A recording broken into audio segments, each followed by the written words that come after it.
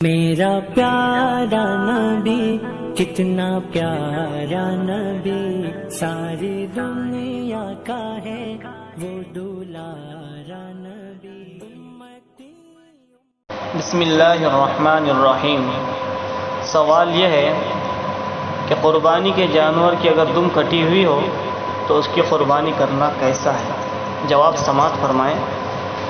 اگر جانور کی دم 1/3 مقدار یعنی تیسرے حصے کے برابر یا اس سے زیادہ کٹی ہوئی ہو تو اس کی قربانی درست نہیں ہوگی، اور اگر تیسرے حصے سے کم کٹی ہو تو قربانی درست ہوگی۔ مثال سے سمجھ لیں، اگر جانور کی دم 3 بالش کے برابر ہو اور اگر اس میں سے 1 بالش یا اس سے زیادہ اگر دم کٹی ہوئی ہو تو اس کی قربانی درست نہیں ہے، اور اگر 1 بالش سے کم کٹی ہوئی ہو تو ایسے جانور کی قربانی درست ہوگی۔ واللہ اعلم بالصواب۔